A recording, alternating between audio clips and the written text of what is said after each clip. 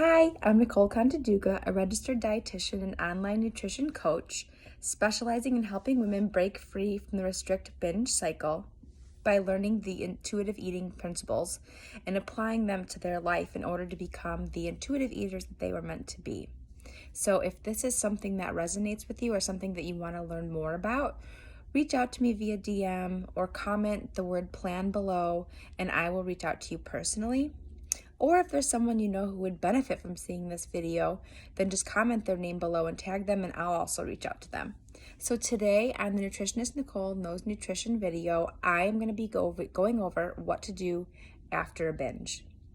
So after a binge, people typically really feel guilty and shame and just kind of disgusted with themselves.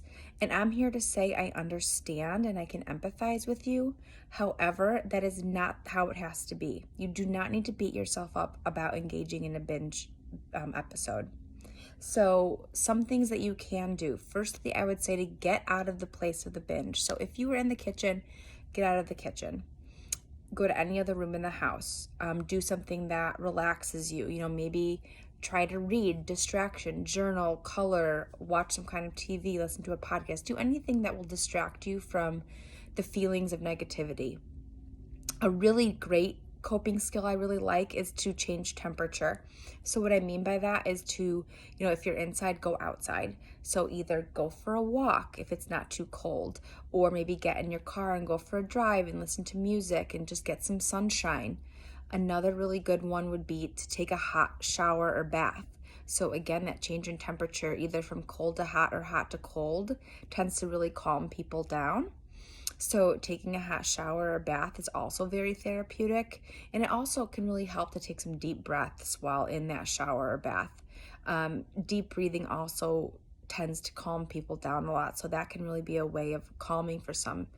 Another thing you can do, if you feel like it, you can go for a run or do some kind of exercise. But again, you don't want to use that as punishment. So if that's not something that feels good, then don't use that as one of your skills. I would say another thing to do would be to make sure that you're dressed comfortably. So don't try to squeeze yourself into some clothes that aren't going to fit, or don't put on clothes that are way too big for you that you're just hiding yourself in. Get clothes that make you feel good. Maybe wear your favorite outfit afterwards, or try to just do something to make you feel better.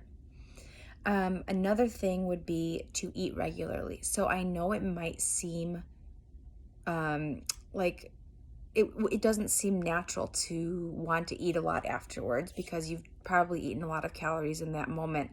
But it's really important to continue to eat. So even if you're really not hungry, like say that you binged at lunchtime, say you're really not hungry the rest of the day, it's still really as important to make sure you're eating even something small. So even having maybe a snack a couple hours later and then another either meal or snack.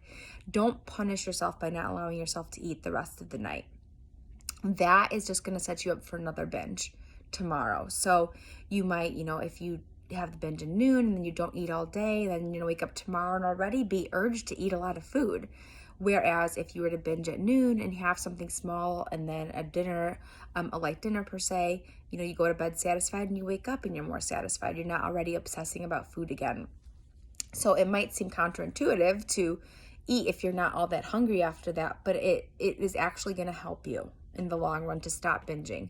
So instead of punishing yourself and saying I have to start over tomorrow or I can't eat the rest of the day, know that that is not going to help. That does not help decrease the binges. In fact, it prolongs binging. So really you need to try to respect your body and know that you still need food even after a binge episode. You might not need as much, but it's still important to keep eating.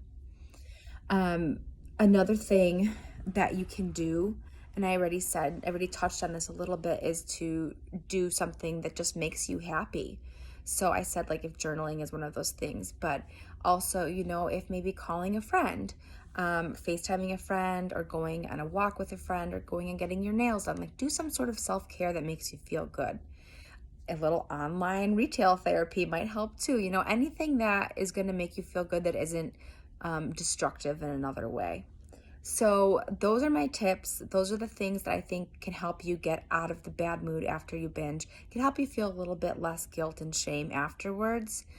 If you're finding these tips really helpful and you want to learn more, please reach out to me. I'm happy to help. I'm happy to talk. I also do run a small group program where we go over these kinds of things.